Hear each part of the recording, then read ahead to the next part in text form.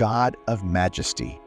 Now the Lord had spoken unto Abram, Depart from thy land, and from thy kindred, and from thy father's house, unto a land that I will show thee. Gen 12, 1. Now the Lord had spoken. Gen 12, 1. It marked the second instance of God communicating with Abraham. The Lord initially appeared to him in Mesopotamia as the God of Majesty, Acts 7, 2. When a person witnesses the majesty of God, their desire becomes solely focused on God. This was why Moses yearned to behold God's majesty. Having seen the majesty of God, Abraham was ready to forsake his homeland, his relatives, and his family. He was the pioneer in offering tithes. To prompt people to give to God, they must grasp the revelation of God's majesty. Paul encountered the majesty of God on the road to Damascus. This spurred him to regard everything else as worthless. Phil 3, 7, 8. When Stephen commenced his discourse by extolling the majesty of God, even his adversaries perceived his countenance as that of an angel of God. Acts 6, 15. When your heart or visage is transformed, you can only speak of God's majesty.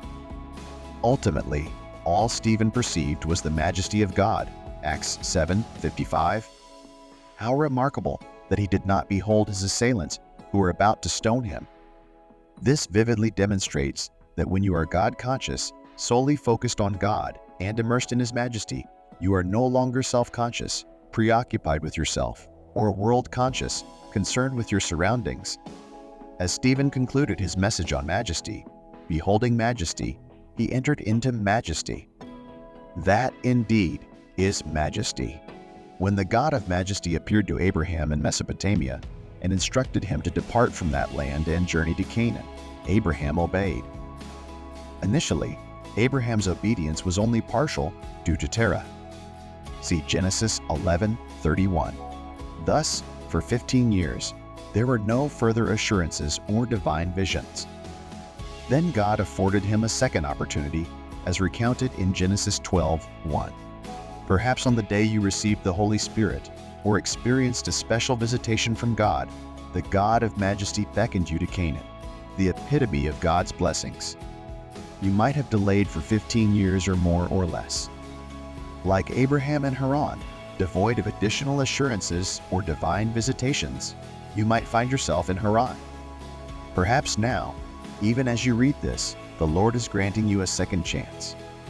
Let your perception of the God of Majesty be rekindled today. The moral of the script is that encountering the glory or majesty of God can profoundly transform individuals and their lives. It emphasizes the importance of having a revelation of God's greatness and the impact it can have on one's faith, obedience, and devotion.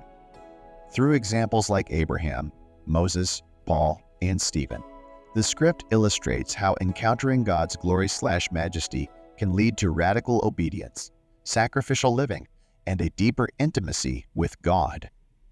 Ultimately, it encourages believers to seek and embrace God's glory/majesty in their lives, leading to a renewed vision and a closer walk with Him.